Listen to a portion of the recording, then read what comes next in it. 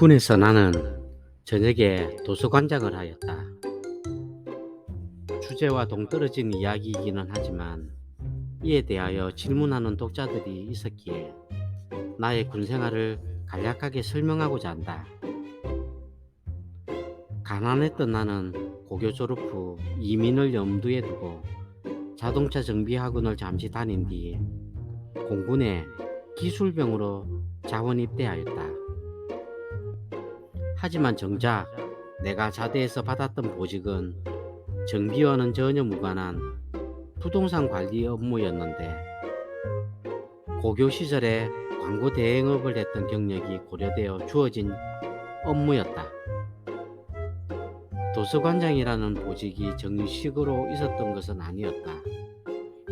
당시는 새마을 운동 바람이 세게 불었던 시기였고, 군대 내에서도 그 운동이 강제적으로 펼쳐지던 때였다. 부동산 관리라고 하는 업무의 부패적 특성상 부대장과 가까이 지냈던 나는 군 새마을 운동의 일환으로 부대 도서관을 만들자고 휴가 장병들은 무조건 책 2권을 가져오도록 하고 계급별로 월급에서 얼마씩 떼어 매월 도서를 구입하자고 제안을 하였다. 명분은 군생활 중 사기를 진작시키고 인간 형성에 도움을 주며 전역 후 사회 발전에 이바지할 수 있도록 하자는 것이었지만, 내 속셈은 구타와 집합이 심심치 않았던 지긋지긋한 내무반에서 도망쳐 나와서 책이나 많이 읽고자 하는 것이었다. 원래 명분이란 이처럼 개인의 욕심을 그럴듯하게 포장해주는 습성이 있으므로 언제나 명분에 속지 말고 그 속내가 무엇인지를 파악해야 한다. 부대장이 볼 때 나의 제안은 자신의 새마을 운동 실적으로 올라갈 수 있는 것이기도 하였다. 결국 나는 내가 바라던 대로 저녁에는 도서관 관장이 되었고, 도서관 당직이라는 핑계로 점호에도 불참한 채 도서관 내 야전 침대에서 혼자 밤늦도록 책을 읽었다. 주로 읽은 것들은 현대소설과 실용서적이었고 무협지 등은 거의 읽지 않았다. 제대 후에는 그 당시 가장 컸던 종로서적 센터와 도서관에서 책을 보았다. 어쩌다 남산 도서관에 가면 그때 생각이 나서 마음이 찡하여진다. 도시락 찬밥을 말아 먹을 수 있는 우동 국물이 10원이었던 것으로 기억되는데, 그거 하나 제대로 사 먹을 수 없었던 때가 그리워지는 것은 웬일일까. 성공에 대한 책들도 많이 읽었지만 실전 노하우는 하나도 없고, 희망을 갖고 적극적 사고방식으로 열심히 살아라는 뜬구름 잡기들이었기에 읽을수록 실망이 컸다. 오히려 빈민들에 대한 책과 논문들이 손에 먼저 잡혔다. 하지만 가난을 묘사한 대부분의 소설은 작가가 측은한 눈으로 혹은 따뜻한 눈으로 혹은 가난을 업보나 운명적인 것으로 믿는 마음으로 혹은 가난은 착한 심성에서 비롯된다는 생각으로 등등 묘사하기 때문에 가난의 현상만을 엿볼 수 있었다. 보다 더 구체적인 내용들은 논문이나 연구 보고서에서 얻을 수 있었는데 너무 오래전의 일이어서 제목들조차 생각나지 않는다. 그렇게 해서 나는 달동네에서 파는 요구르트는 이름도 못 들어본 회사의 것이지만 부자 동네에서 파는 유명 요구르트보다도 더 비싸고 품질은 더 떨어진다는 것도 알았고, 어떻게 행동하면 가난의 굴레에 빠져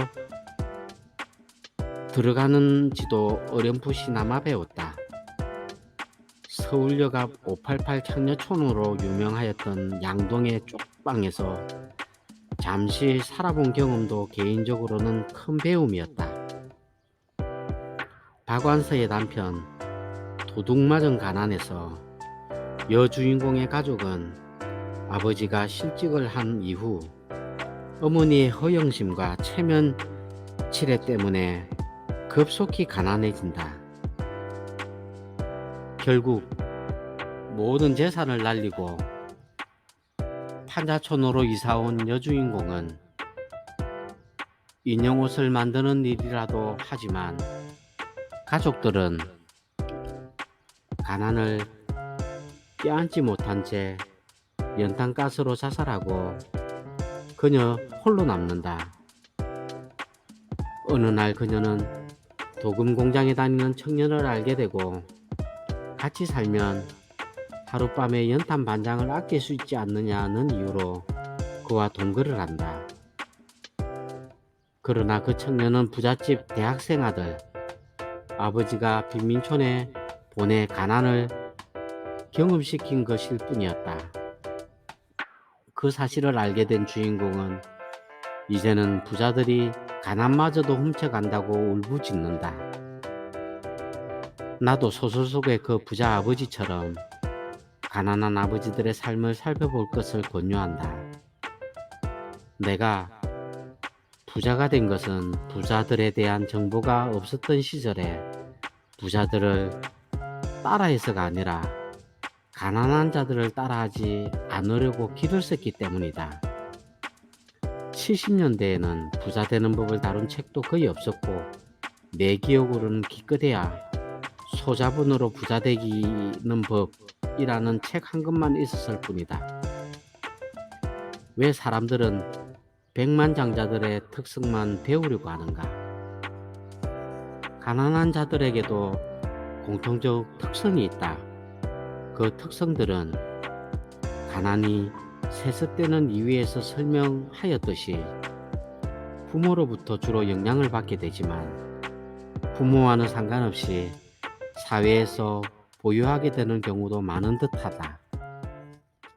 첫째, 돈 받는 것 이상으로는 일을 하려고 하지 않는다.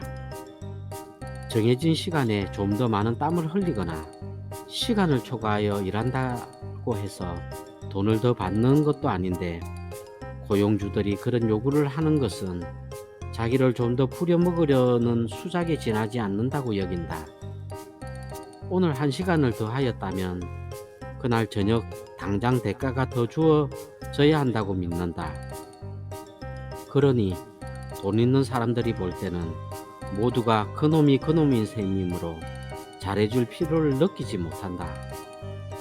하지만 고용주들의 이러한 태도를 가난한 자들은 있는 놈들이 더 지독하다고 바라본다. 있는 놈들이 일을 더 헌신적으로 잘하는 사람을 곁에 두고 싶어 한다는 것은 까맣게 모르며 기회는 그 있는 놈들로부터 주어질 수 있다는 것을 상상조차 하지 못한다. 둘째, 아무 일이나 하려고 하지 않는다.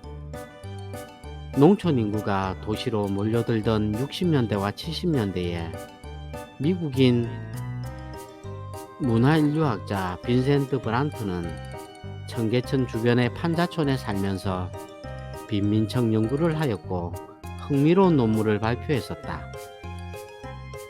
그 내용은 한국의 판자촌 주민들은 외국의 슬림가처럼 숙명처럼 가난이 뒤따르는 것이 아니라 일정 기간이 지나면 주택가로 옮겨간다는 내용이었다.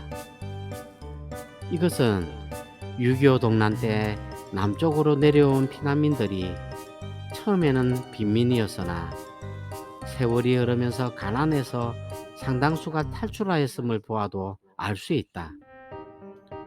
어떻게 그런 일이 가능하였을까? 일자리가 너무나도 부족한 상황에서 아무 일이나 닥치는 대로 하다가 기회를 잡았기 때문이다.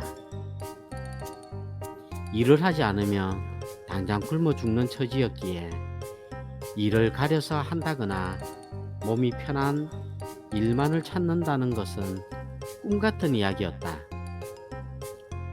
지금의 수많은 빈민들은 그렇게 하지 않는다. 마음에 들지 않는 일을 하지 않아도 굶어 죽지는 않는다는 사실을 알기 때문일까? 셋째, 자신이 받았던 돈의 액수 이하로는 일하려고 하지 않는다. 하루에 5만 원을 받는 일을 해온 사람은 당장 일거리가 많지 않음에도 자신의 일당을 낮추려고 하지 않는다. 이것은 성남의 새벽 인력시장이나 농촌 인력시장에서 아주 자주 나타나는 현상이다. 나 같으면 하루 5만 원 받는 일을 일주일에 3일 하느니 일단은 하루 3만 원 일거리를 일주일 내내 할 것이고 나를 고용한 사람이 나를 반드시 다시 찾도록 만들 것이다. 그때 비로소 나는 내가 얼마를 받고 싶어 하는지를 말할 것이다. 가난한 자들이 그렇게 하지 않는 이유는 무엇일까? 세상 이치를 모르기 때문일까? 아니면 어설픈 자존심 때문일까? 넷째, 티끌모아 태산이라는 말을 믿지 않는다. 조금이라도 돈이 생기면 쓰고 싶어 안달이 난다. 예컨대 반포 고속터미널 지하도 근처에 한 편의점에서 양주를 구입하는 고객들 중에서 그 지하도에서 노숙하는 사람들도 있다. 비 오는 날은 공치는 날이라는 것을 뻔히 알면서도 돈을 아끼지 않으며 기분 내키는 대로 써버린다. 굶어 죽는 한이 있어도 비상금을 축내지는 않는다는 중국인들과는 전혀 다르다.